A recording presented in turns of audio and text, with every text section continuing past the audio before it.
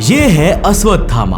प्राचीन दुनिया की महागाथाओं के 12 फीट टॉल वॉरियर, जो इतने पावरफुल है कि अपने एक पैर से कई 100 किलोमीटर रफ्तार से आ रही गाड़ी को रोक सकते हैं। एक जंप में कई मोटी कंक्रीट की दीवारों को एक साथ तोड़ सकते हैं। ऑल्सो कई स्टोरीज के मुताबिक तो अश्वत्थामा इतने पावरफुल है कि दुनिया को केवल अपने एक वेपन से तबाह कर सकते हैं। और सरप्राइजिंगली अश्वत्थामा एक लौते ऐसे ताकतवर चिरंजीवी नहीं है, बल्कि इस तरह के टोटल 7 चिरंजीवी हैं जो मिलियंस ऑफ ईयर्स से पृथ्वी पर मौजूद है। पर क्या इस तरह की शक्तियों वाले इंसान सच में एग्जिस्ट कर सकते हैं? और आखिर अश्वत्थामा को इतनी ज्यादा शक्तियां मिली कैसे?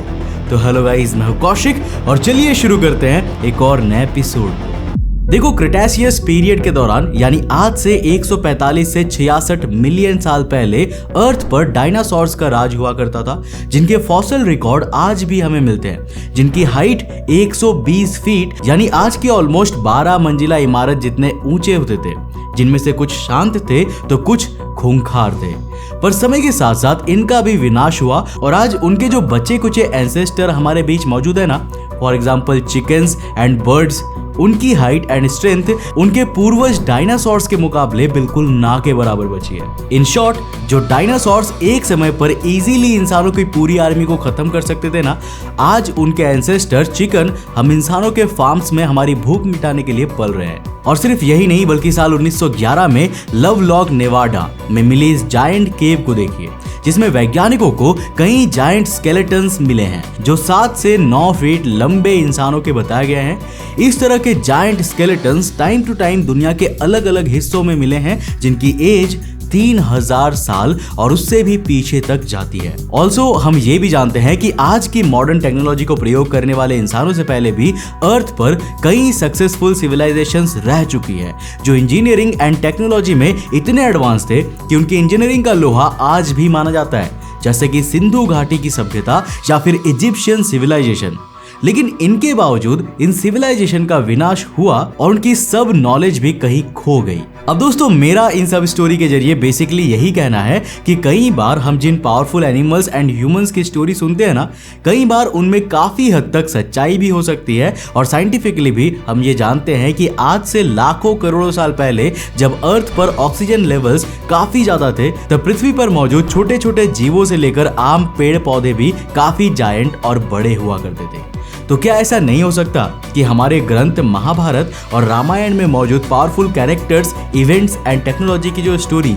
आज हमें इतने फैसिनेटिंग और अनबिलीवेबल लगती है, वो सब एक समय पर सच में रियल रहे हो? अश्वत्थामा जैसे ताकतवर इंसान जो आज से हजारों साल पहले पृथ्वी पर जायंट ह्यूमंस की तरह इवॉल्व हुए हो, जो हम इंसानों के मुकाबले कई गुना ज्यादा ताकतवर हो और उनकी हाइट हम इंसानों के मुकाबले 10 से 12 फीट की हो। आज के इस वीडियो में हम विज्ञान के इन्हीं संभावनाओं के आधार पर महाभारत और अश्वत्थामा जैसे कैरेक्टर्स की स्टोरी को जानेंगे, समझेंगे कि कल की मूवी में जो अश्वत्थामा को इतना इंपॉर्टेंट कैरेक्टर दिखाया गया है, आखिर वो इतना ज्यादा शक्तिशाली कैसे है। अश्वत्थामा के माथे पर मौजूद ये मणि क्या है और आखिर अश्वत्थामा और दूसरे चिरंजीवी इस दुनिया के फॉल का इंतजार क्यों कर रहे हैं? तो देखो दोस्तों, महाभारत के मुताबिक अश्वत्थामा पृथ्वी पर हजारों सालों से जी रहे हैं। 7 इमॉर्टल्स यानी कि चिरंजीवियों में से एक है। चिरंजीवी यानी कि वो जो हम साधारण इंसानों की तरह जन्म और मृत्यु की साइकिल को फॉलो नहीं करते, जिसके कारण उन्होंने अपनी आंखों के सामने कई एडवांस ह्यूमन सिविलाइजेशन का राइज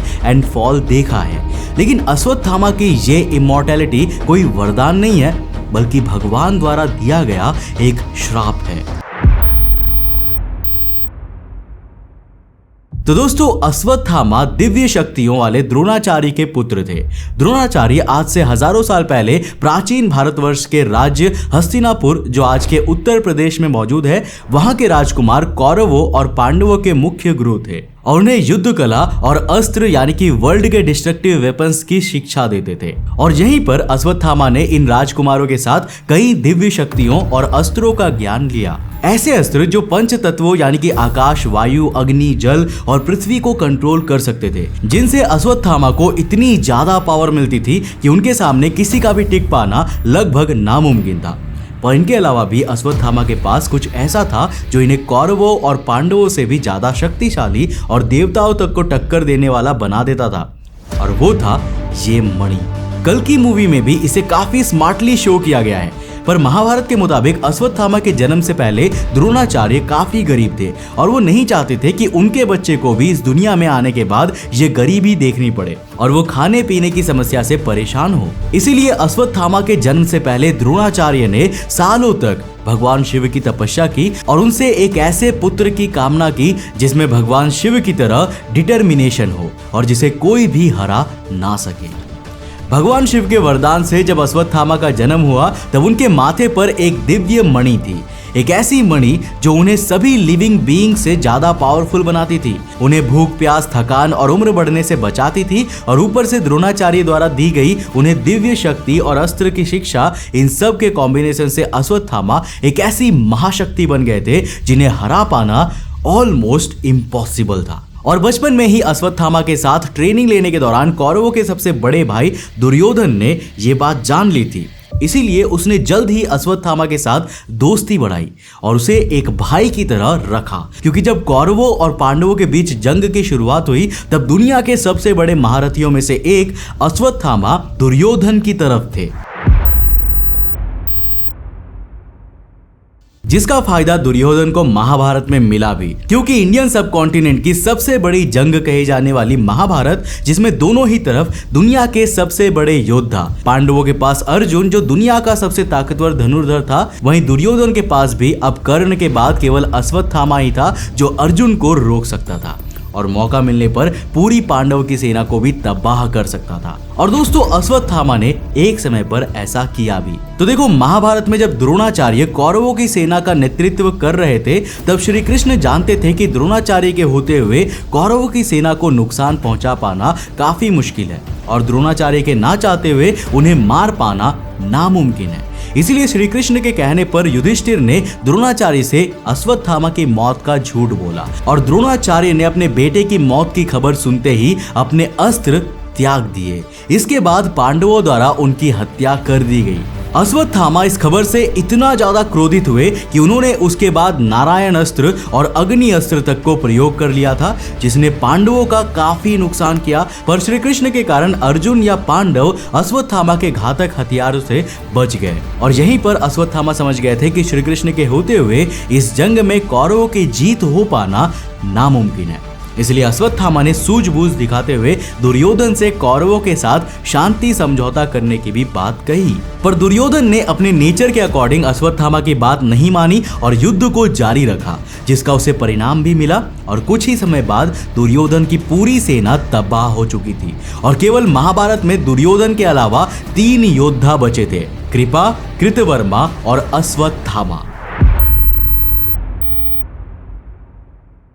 इस दौरान दुर्योधन और भीम की भी एक लड़ाई हुई, जिसमें दुर्योधन इतना घायल हो गया कि अपनी अंतिम सांसें लेने लगा। तब उसने अश्वत्थामा से अपनी हार का बदला लेने का वचन लिया और अश्वत्थामा भी इस जंग में अपना सब कुछ हार चुका था। इसलिए उसने सभी नियम कानूनों को तोड़ते हुए रात के अंधेरे में पांडवों के कैंप पर हमला करने का प्लान बनाया, जो कि उसकी सबसे बड़ी मिस्टेक थी, क्योंकि रात में जिस दिन अश्वत्थामा ने पांडवों के कैंप पर हमला किया उस समय पांडव अपने कैंप में मौजूद ही नहीं थे, बल्कि उनके बच्चे वहां पर थे और अश्वत्थामा अपने गुस्से की आग में इतना अंधा हो चुका था कि उसने वहां किसी को भी नहीं छोड़ा और सबकी बेरहमी से जान ले ली। अश्वत्थामा कुरुक्षेत्र में इतने लंबे चले युद्ध में काफी घायल हो चुका था, इसलिए कैंप में जाने से पहले उसने भगवान शिव की आराधना की थी और जब उसने कैंप में एंट्री ली तब उसके अंदर ऐसी शक्तियां थी जिसके सामने कोई भी टिक ना सका। उसने भगवान शिव द्वारा दी गई तलवार से सभी को एक के बाद एक खत्म कर दिया, जिनमें पांडवों के बच्चे और उनकी सेना का वीर सेनापति धृष्टद्युम्न भी था, जो जब नींद में था तब अश्वत्थामा ने उस पर हमला किया, जिसमें उसने अश्वत्थामा से भीख मांगी कि वो केवल उसे अपनी तलवार लेकर मरने दे ताकि वो एक वीर की मौत मरे, पर अश्वत्थामा ने उसकी भी नहीं सुनी। इस तरह अश्वत्थामा ने वो कर दिया जो कौरवों की पूरी सेना नहीं कर पाई थी। उसने पांडवों के सभी बच्चों के रूप में उनके आने वाले ऑलमोस्ट पूरे वंश को मिटा दिया, एक्सेप्ट अर्जुन के पुत्र अभिमन्यु के आजन्मे बच्चे को, जो अभी भी अभिमन्यु की पत्नी उत्तरा की कोख में था। एंड यही बच्चा अश्वत्थामा की सबसे बड़ी मिस्टेक और उसके सबसे बड़े श्राप का कारण भी बना।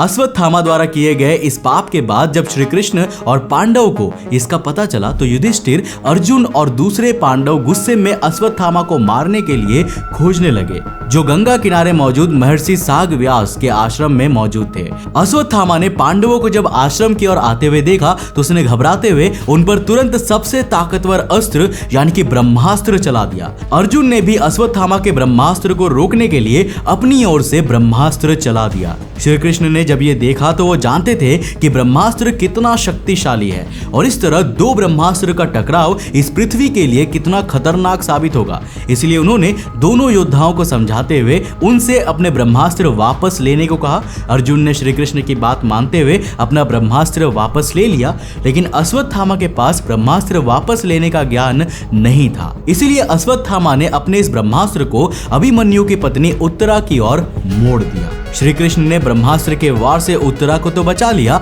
लेकिन इसमें अभिमन्यु का वो बच्चा और पांडवों का आखिरी वंश नहीं बच पाया। और इस तरह उत्तरा के अजन्मे बच्चों की मृत्यु ने श्री कृष्ण को इतना ज्यादा क्रोधित कर दिया कि उन्होंने अश्वत्थामा की सबसे शक्तिशाली चीज यानी कि उसके माथे की मणि को उससे छीन लिया और यह श्राप दिया कि अश्वत्थामा कलियुग के अंत तक पृथ्वी पर ही जंगलों में भटकते रहेंगे और उनके शरीर से लगातार खून बहता रहेगा। वो इस दर्द से छुटकारा पाने के लिए मरना चाहेंगे, लेकिन उनके लिए मरना या मौत का कोई भी ऑप्शन नहीं होगा। और इस तरह अश्वत्थामा एक चिरंजीवी बन गए, जहां इस तरह हमेशा जीना उनका वरदान नहीं बल्कि एक श्राप था। लेकिन पृथ्वी पर मौजूद अश्वत्थामा एक लौते चिरंजीवी नहीं है, बल्कि रामायण, पुराण एंड महाभारत में मेंशन सभी चिरंजीवी को मिलाकर उनका टोटल नंबर 7 पर पहुंच जाता है। जैसे अश्वत्थामा जिनके बारे में हमने अभी तक जाना, रामायण के कैरेक्टर महाबली जिन्हें बाली के नाम से भी जाना जाता है, वेद व्यास जिन्होंने मंत्र, पुराण और महाभारत को शब्दों में लिखा है,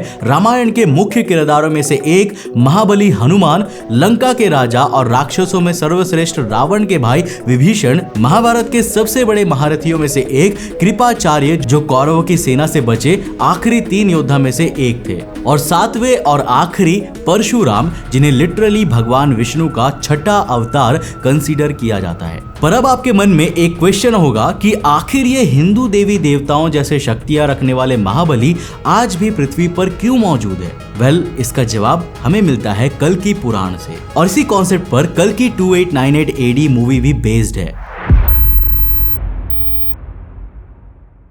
तो कल्कि पुराण के मुताबिक कलयुग के अंत में जब पाप और बुराई अपनी चरम सीमा पर होंगे, तब भगवान विष्णु अपना 10वां अवतार लेकर कल्कि के रूप में विष्णु यशा और माता सुमति के घर संभाला नामक जगह पर जन्म लेंगे। इसी तरह का कॉन्सेप्ट कल्कि मूवी में भी रिप्रेजेंट किया गया है, जहां दीपिका पादुकोण को सुमति नाम दिया गया है, जिनकी कोख से कल्कि जन्म लेने वाले हैं और जिन्हें प्रोटेक्ट करते हुए उत्तरा के अजन्मे बच्चे को मारने के पाप का पश्चाताप करते हुए हम अश्वत्थामा के रोल में अमिताभ को देख सकते हैं। अश्वत्थामा के साथ बाकी सभी चिरंजीवी भी पुराण और वेदों के मुताबिक केवल कलयुग के अंत और कल्कि के जन्म का इंतजार कर रहे हैं, ताकि कल्कि के साथ लड़ते हुए वो सभी कली का नाश कर सके और दोबारा से सतयुग को ला सके। बट यहाँ अगर मैं स्पेसिफिकली मूवी की ही बात करूं तो क्योंकि कल्कि मूवी आज से करीब 700 साल आगे भविष्य की दुनिया में बेस्ड है, इसलिए ये future space exploration, planetary colonisation and advance human like AI concept को भी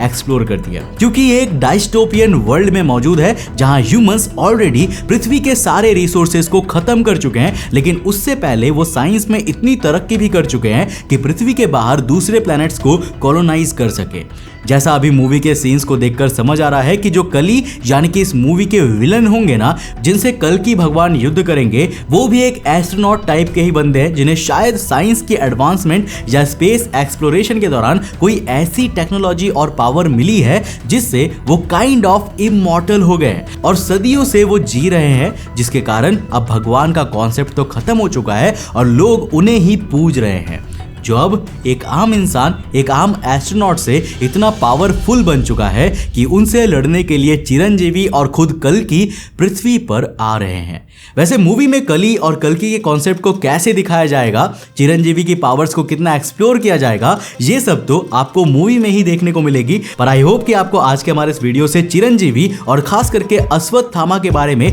काफी कुछ जानने को मिला होगा, उनकी लाइफ से आपको काफी कुछ सीखने को मिला होगा। दोस्तों मुझे उम्मीद है कि आपको ये वीडियो जरूर पसंद आया होगा, क्योंकि आप सभी के डिमांड ना पिछले वीडियो में इतना ज्यादा था इस चिरंजीवी वाले वीडियो के लिए कि मैं इसे बनाने से रुक ही नहीं पाया। तो इस वीडियो को ज्यादा से ज्यादा लाइक करना और अपने दोस्तों के साथ शेयर जरूर करना। और अगर आपको इससे मिलता जुलता कोई और टॉपिक आपके दिमाग में है तो नीचे कमेंट सेक्शन में लिखकर बताना। जो टॉपिक सबसे ज्यादा कॉमन होगा उसको मैं जरूर बनाऊंगा। अगर आप नए हो इस चैनल पे तो चैनल को सब्सक्राइब करने के साथ साथ नोटिफिकेशन बेल को ऑन कर देना। और अगर आपको ये वीडियो पसंद आई है और आपने ये वाली वीडियो नहीं देखी है जिसमें हमने कल्कि पुराण के बारे में बात किया है, तो जाकर देखो कि आखिर कल्कि पुराण में क्या मेंशन है और क्या हम उसी तरफ बढ़ रहे हैं, क्या हमारा भविष्य उसी तरफ जा रहा है। वेल मोटा मोटा कहा जाए तो हमारी ये धरती एक पोस्ट एपोकैलिप्टिक अर्थ की तरफ बढ़ रही है, जो कि काफी कुछ रिजेंबल करता है कल्कि पुराण से। यहाँ पर क्लिक करके देखो, बहुत इंटरेस्टिंग वीडियो है। मैं मिलता हूं आपको नेक्स्ट एपिसोड के साथ, तब तक के लिए बाय, जय हिंद।